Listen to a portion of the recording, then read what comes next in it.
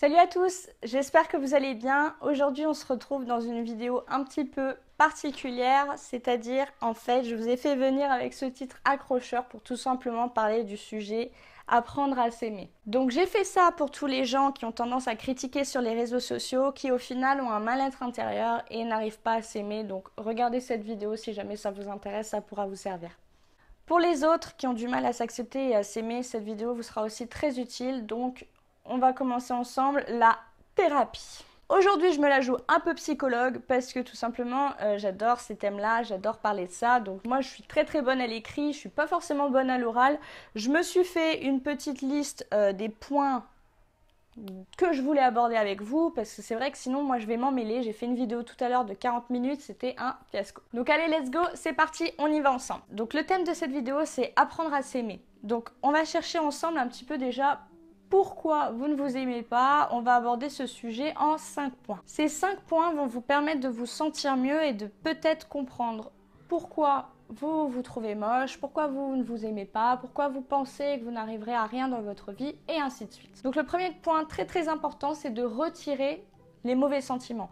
Retirer le sentiment de jalousie, retirer le sentiment de rancœur, retirer la haine. Je vous explique un petit peu pourquoi. Quand vous avez quelqu'un qui réussit à tout en face de vous et vous avez l'impression d'être une merde, on va parler clairement, vous avez tendance à être jaloux ou jalouse de cette personne-là et à vous dire « mais pourquoi il a ça, lui il est moche, regarde, machin, il mérite pas ». Et vous avez tendance à critiquer et à déverser toute votre haine et votre rancœur sur cette personne-là qui au final ne vous a rien fait et a peut-être tout simplement mérité ce qu'elle a gagné. Il va falloir du coup essayer de comprendre pourquoi cette personne-là a ce que vous n'avez pas et que vous pensez mériter. En fait, cette personne-là, justement, s'est donné les moyens et n'a pas tous les complexes que vous avez à l'intérieur de vous. Elle a osé et c'est pour ça que cette personne-là a réussi. Ça ne veut pas dire que cette personne-là est meilleure que vous, ça veut tout simplement dire que vous êtes bloqué à un stade qui fait que vous ne pouvez pas avancer actuellement. Si vous gardez en vous des sentiments de haine, de jalousie, de rancœur peut-être par rapport à un ex ou une ex qui vous a trompé ou qui vous a fait un coup de pute, on va parler clairement, et bien tout simplement vous n'allez pas avancer parce que vous restez figé sur le passé. Donc il va falloir vraiment accepter que ces mauvaises choses se soient passées, accepter que d'autres personnes y arrivent et accepter que vous aussi, vous allez réussir. Et je vais vous expliquer pourquoi. Le deuxième point très important, c'est qu'il faut arrêter de penser « je dois », mais plutôt, il faut penser à ce que vous voulez. C'est-à-dire, on va prendre le schéma très simple. Je suis en train de lire un livre en ce moment qui parle de ça.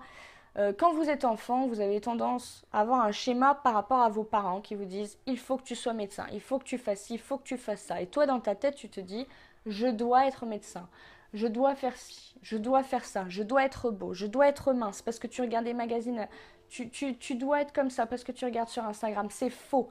Il ne faut pas penser à ce que tu dois être, il faut penser à ce que tu veux être. Si tu veux être apiculteur, si tu veux être gros, si tu veux être très maigre, c'est ton choix. Il faut vraiment que tu écoutes ce que toi tu veux à l'intérieur de toi et que tu fasses ce que toi tu veux. Donc il faut vraiment que tu te poses les bonnes questions et qu'il faut que tu arrêtes de penser à ce que les gens autour de toi veulent de toi. Il faut que tu arrêtes de te mettre la pression par rapport à ce que tu vois à la télé, sur les réseaux sociaux et ainsi de suite. Et déjà, quand ce point-là sera réglé, tu te sentiras mais tellement mieux. Troisième point, il faut faire le ménage mental et aussi le ménage affectif et le ménage chez soi.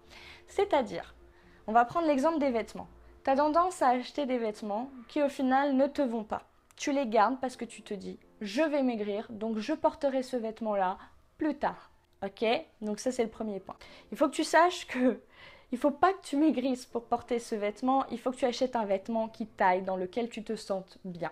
Donc, à partir de maintenant, tous les aliments que tu n'aimes pas, tous les vêtements qui ne te vont pas, tu vas les jeter. Tu vas arrêter de te dire oui, mais peut-être que non, ce ne sont que des objets, que du matériel. Si tu n'aimes pas ces choses-là et que tu ne te sens pas en adéquation avec ces choses-là, tu les jettes. Ensuite, quand je parle de ménage affectif et mental, c'est que tu as tendance à rester attaché à un cercle d'amis que tu as depuis un moment qui ne te correspond peut-être plus. Tu as tendance à rester avec la personne avec qui tu es en couple depuis peut-être des années ou pas, et cette personne-là là ne te correspond plus. C'est-à-dire que vous n'avancez pas dans la même direction, vous n'avez pas les mêmes envies et au final, tôt ou tard, ça va péter.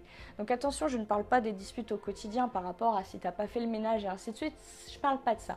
Je parle vraiment de la ligne directive, la pensée, le cœur et ce qui vous rapproche en fait, vos visions communes.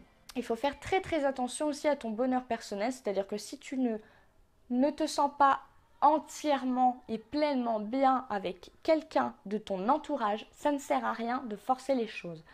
La personne avec qui tu es en couple ne changera pas. On ne change pas une personne, elle change par elle-même. Donc tu ne changeras pas la personne avec qui tu es et ça, il faut l'accepter. Le quatrième point, il faut arrêter d'avoir peur. Souvent, tu as envie de faire des choses, tu penses à des choses, mais tu as peur. On va prendre mon exemple. J'ai envie de créer quelque chose pour vous qui va bientôt sortir et j'ai eu peur. Ça fait plus de 2 ans que j'ai envie de faire cette chose-là et ça fait plus de 2 ans que je me dis oui mais ça va pas marcher, oui mais machin, oui mais j'ai pas assez d'abonnés, elles vont pas aimer, oui mais non. Il faut arrêter. Il faut que tu essayes de faire la chose que tu as envie de faire et si jamais ça ne marche pas, tant pis.